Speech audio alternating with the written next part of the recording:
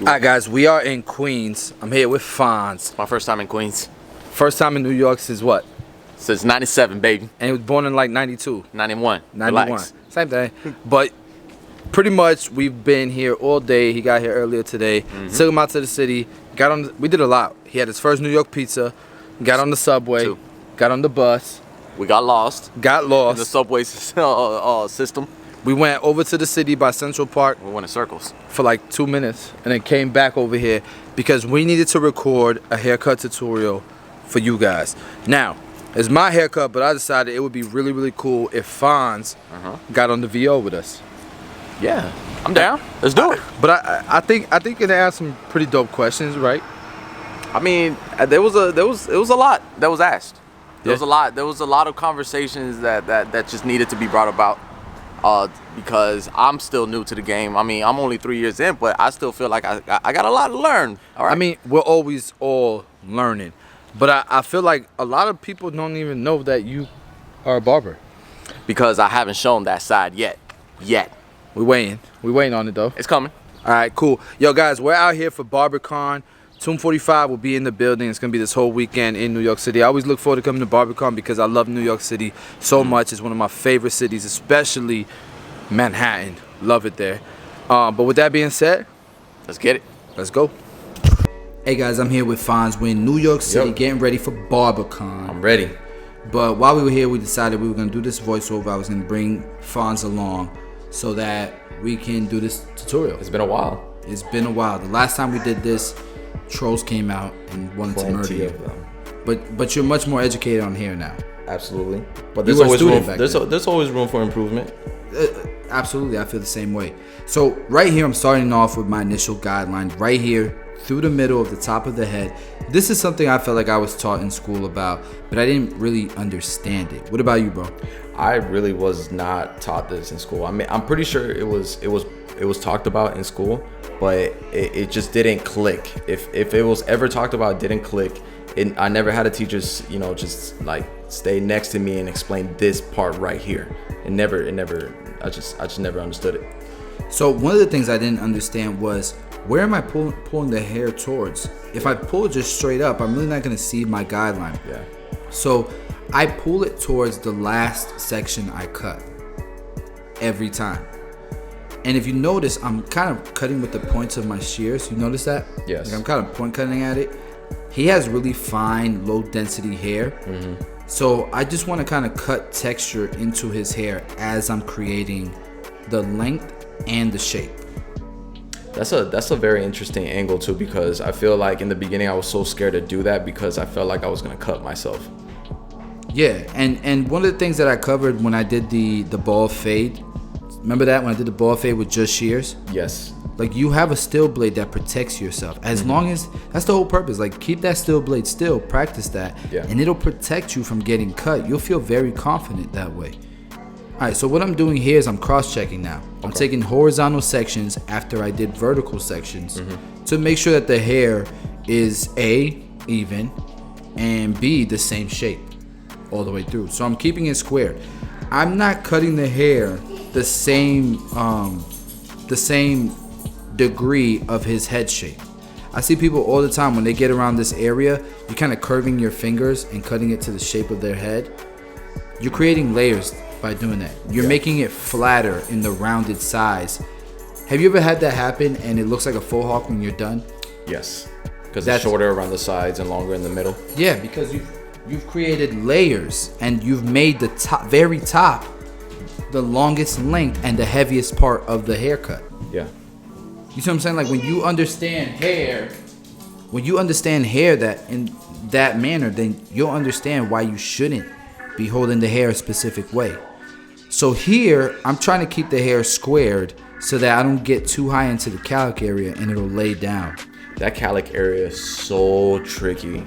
To keep that area longer, to be able to fade into it, to make sure that everything still makes, to make sure that everything still maintains the square shape. That took me a long time to understand, for sure. I know, and it took me a long time too. I remember forever, I was cutting hair, just cutting it. Like, I would cut this area as short as possible so I didn't have to deal with it. Yeah. It's just easier that way, right?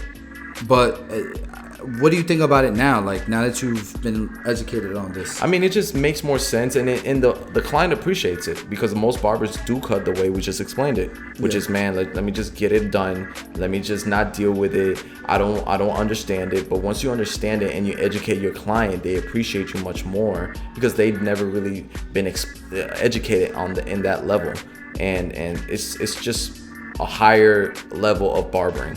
Yeah, I definitely think it stands out right away. Yeah. When you keep this into consideration, like your clients, most clients when they walk into, especially an urban barbershop, Yes. nobody talks to them about styling or shape or hair growth pattern or how the haircut looks 2 weeks from now. Nope. And that matters, right? Like, to me, you stand out right away when you understand. The moment you even bring out the blow dryer. Oh my that, God, like, even that, man. Yeah.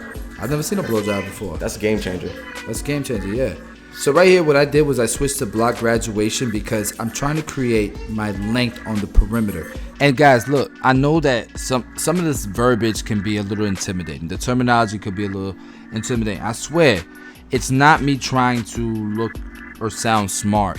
Like, I invested in myself, right? Like, I started taking courses, I started taking classes, and I started learning that this stuff was kind of important to know this terminology. Like, what is graduation? What is layering? Like, right? You're going to get to the point where you're gonna have to level up, because I feel when a client's coming to you and asking for a specific type of cut, and you don't know how to even give them that product, you need to level up. You need to find out how to get to that point to educate yourself. So I feel like after 3 years, I remember asking you one time, yo, how long did it take for you to feel comfortable cutting hair? You told me 2 to 3 years. I'm at year 3, and I still feel like I need to level up. I think a lot of times though, like, you feel like you need to level up because of the environment you're in. Yeah. But I think a lot of barbers are comfortable in the environment they're in, because for some of us, we're the best barbers in our shop, or our area, just doesn't think this way. This isn't the barber culture we've been brought up in. Right, you see what I'm saying? And like, for me, our circle's a little bit more about, man, we have to. That's it's about the growth. expectation. That's it's about the growth. expectation. It's not just about growth. It's about innovation. It's about bringing up ideas that are a little bit challenging to the status quo. Yeah. You see what I'm saying? Being stagnant is uncomfortable in our circle. Yeah, absolutely. I mean, like, look, I've traveled all over the world, and that opened up my eyes, and it showed me different ways, different styles, different techniques. And for me, like, it's made me even more excited about our industry. Yeah. So like, when I talk of this terminology, look, this is the type of stuff that we teach on foundations, and I completely understand that it's not something that would be popular on YouTube. No. You know what I'm saying? It might scare people away from my It's channel. a lot that goes into it, man. And sometimes people that go into YouTube, they just want something fast. And foundations, you actually take your time explaining things, and that's what I appreciate about it. Sure. But real quick, let's take this moment to just let you guys know, look, I had an online academy, and we've discontinued it. The website got hacked, and not in a way where they stole information, but pretty much they just wanted to destroy it. So the website, people couldn't log in, people couldn't sign up. I got my web team on it. They thought they fixed it. It was still broken. And so the next step was to tear it all down and start from scratch. I wasn't trying to invest that type of money back into that business, into that website. So we decided we're just gonna focus on foundations and YouTube. So your boy is back. Foundations will be updated, and I'm actually excited, man. Like, I feel like it's a blessing in disguise. I was a little bumped, I'm not gonna lie, guys. When I asked him today, I was like, yo, what's that next Wednesday video? And he told me, nah. But you know what? He's right. At least he's still gonna take his time to show us these new techniques. And I'm grateful for that. Cool. So let's get back to this haircut. Look, a lot of people, they one of the biggest problems for a lot of barbers is, how do I get that fade to blend it into the top? And so what you see me doing here is really working that blend area, the parietal ridge, that heavy area that you see there where I'm working. I'm pretty much just blending down from there. Yeah. We created that weight using block graduation, right? You guys remember I was working the sides with my shears. Now I'm just blending down from there. I want to keep the weight, but I also want the fade to look great going into that weight. So once we blend down, we'll blend up to create that fade, which is created by, I think I used the blade open on the sides. Okay. And then we blended up to like a 1 open until we got to that blend area. Okay. I am tapering the sides and the back, but that's later on. We don't have to focus on that right now. Okay.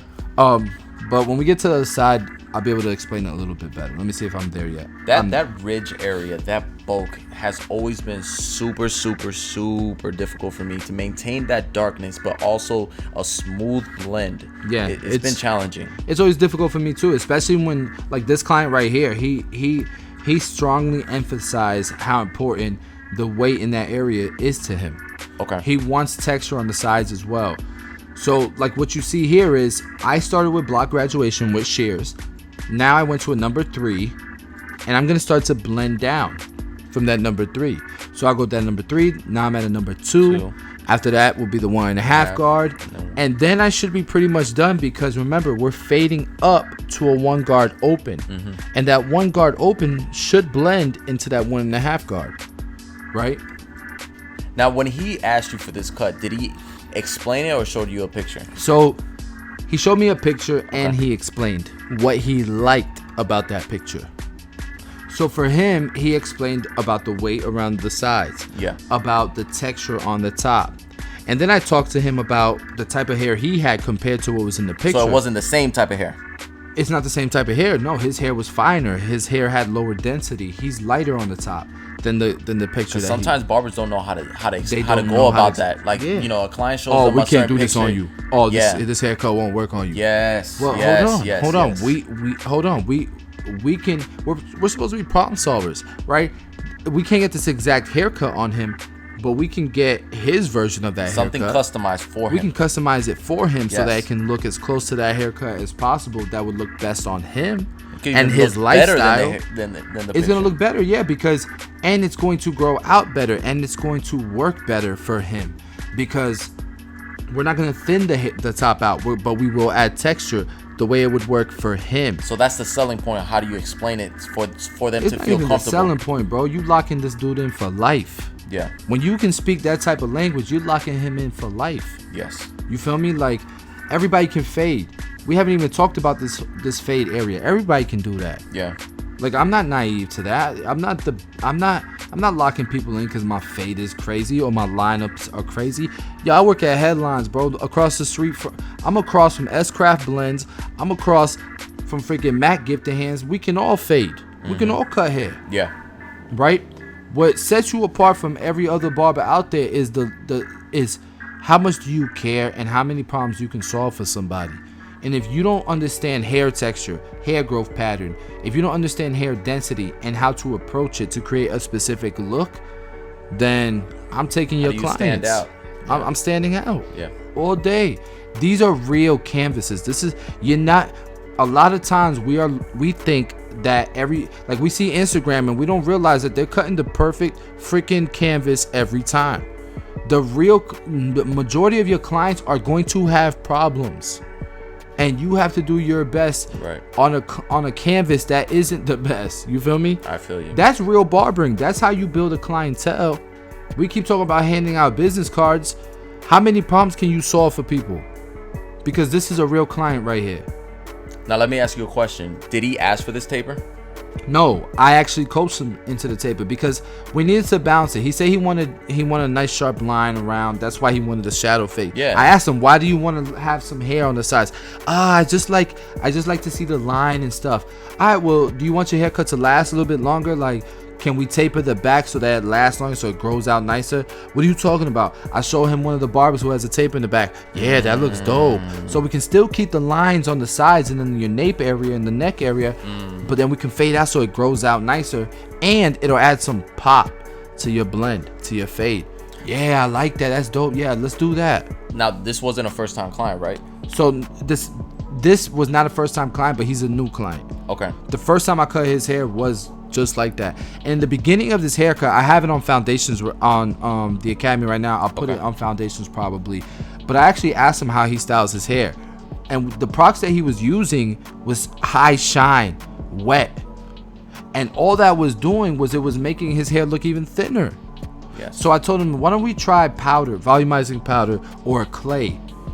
And then I told him the why. I didn't just say, why don't we try? I said, I gave him the why as well, and I told him if you don't like it, we can wash it out and put what you usually put, right?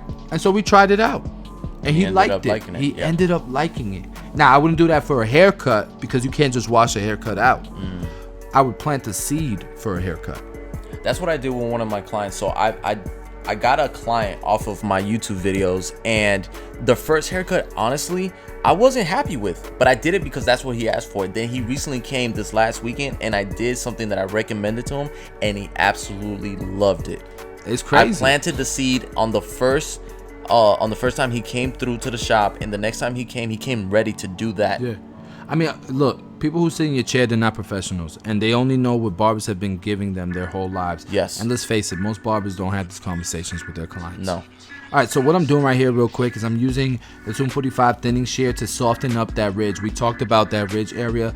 I wanted to have weight, but I wanted to look good whether he has product in his hair or not. So I don't want too hard of a ridge. So I just soften it up a tad bit with the thinning shears. And I'm not cutting too deep into the hair. I'm using the comb, using a squared shape, following the shape of the comb, and cutting with my shears. That texture on top, man, that volume on top makes a big difference, man. Yeah, it makes his hair look much fuller, difference. Right? Even just the structure of his face, the way it frames his face. Yeah, I appreciate that, bro. So we're using 245 shave gel. I'm using the back of my blade to spread it, not touching his face. I got crucified when I first started my channel because I was always touching people's faces. Didn't realize people hated that, even though I got some really nice, clean hands. Right. But we're finishing it up with the razor. If we don't use razors on our clients at headlines, they look at us like we stupid. Yeah, that's a must. That's a must. But you guys can see, look, what do you think of the fade, how it transitions into that bulk? It's and this is so difficult, but you did it so well. It's a perfect combination, and it went well. It complements the hair perfectly well. The texture is fine. That's the cut, bro. Yeah. Yo, Fonz, thanks for being on this tutorial with me. Nah, man, you're welcome. Anytime. I can't wait to do it again, bro. Hopefully the feedback is better than the last time.